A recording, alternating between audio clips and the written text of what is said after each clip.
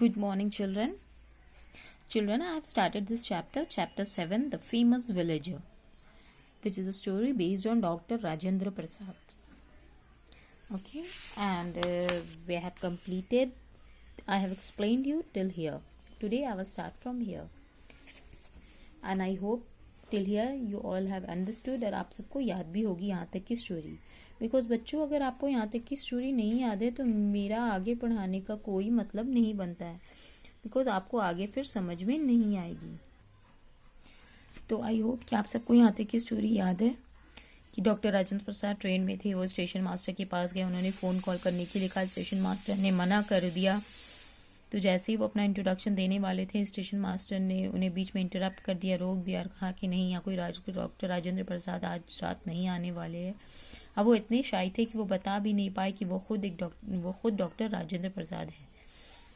Dr. Rajendra Prasad was one of the main leaders of the Indian independence struggle. In 1942, he participated in the Quit India movement against the British rulers of our country. The British arrested him and put him in a prison for 3 years.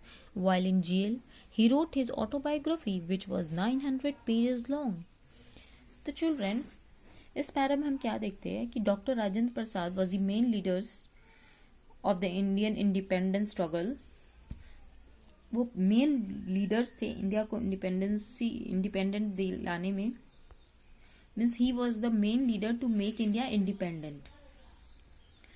तो मैं आपको बताती हूँ, quit India movement आप लोगों ने अगर नहीं पढ़ा होगा या फिर पढ़ा होगा एसएससी में. Quit India movement is a movement which also known as August movement और you can say leave India movement.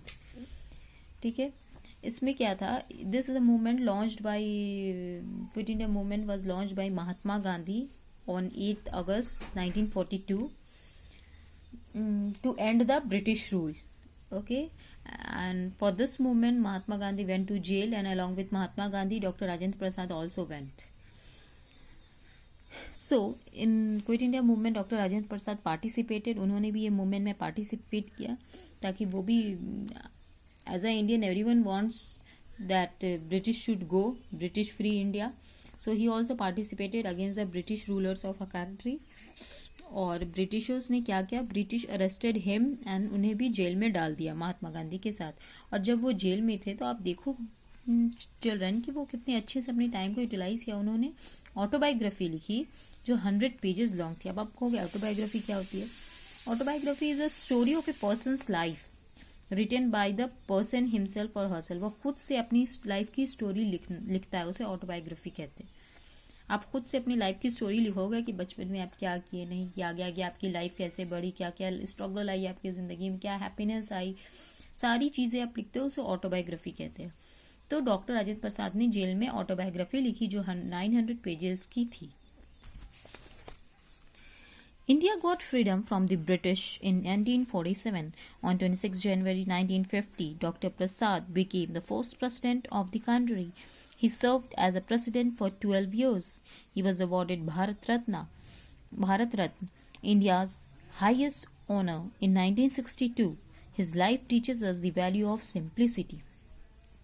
आप जानते हो इंडिया को फ्रीडम मिल गई थी ब्रिटिशर्स से 1947 में, और 26 जनवरी 1950 को डॉक्टर राजेंद्र प्रसाद हमारे कंट्री के first president of the country बने.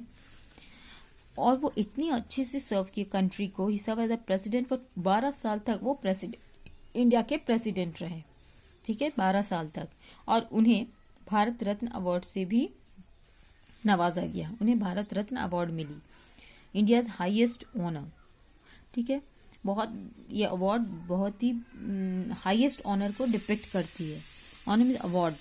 ओके, इन 1962 उन्हें अवार्ड मिली, 1962 में भारत रत्न अवार्ड. तो उनकी लाइफ हमें क्या सिखाती है, उनकी लाइफ हमें सिखाती है वैल्यू ऑफ सिंप्लिसिटी. मीन्स कितनी सिंपल लाइफ उन्होंने जिया है अपनी जिंदगी में, फिर भी हम देख सकते हैं कि उन्हें क्या मुकाम मिला. आज भी हम उनको याद रखते हैं. आज भी हम पढ़ते हैं कि first president of India doctor Rajendra Prasad. तो we should also live a life simple way. हमेशा we should keep one thing in a mind that we should live the life in a simple way. Thank you.